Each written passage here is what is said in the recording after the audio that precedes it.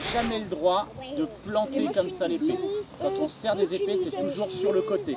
On a le droit de toucher les bras, les jambes, le torse, mais interdit évidemment la tête et les pieds aussi, ça ne fait pas partie des choses qu'on a le droit de toucher. D'accord ?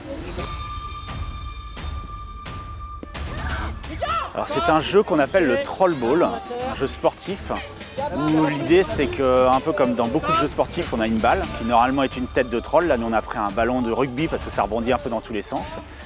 Et il faut marquer un certain nombre de points.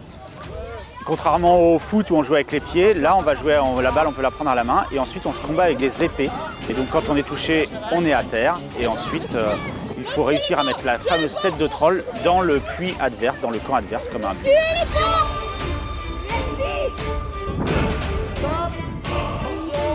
Ça joue. Si ça veut.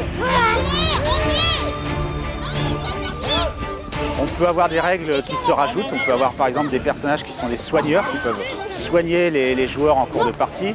On peut avoir des magiciens qui vont lancer des boules de feu et créer des pénalités sur les autres joueurs. Le public aura le droit aussi de jouer en jetant des bouteilles, évidemment en latex ou en mousse sur les joueurs, des tabourets. Bref, on peut tout imaginer. On n'est pas non plus contraint, il n'y a pas de limite de terrain. Là, on est face à un terrain qui est vierge, mais on pourrait très bien imaginer jouer dans une forêt. Tout est possible dans le Troll Ball en fait.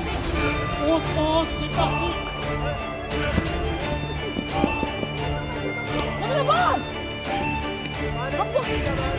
Alors, au lieu de regarder le Troll Ball derrière vous, bah, vous pouvez venir jouer vous aussi.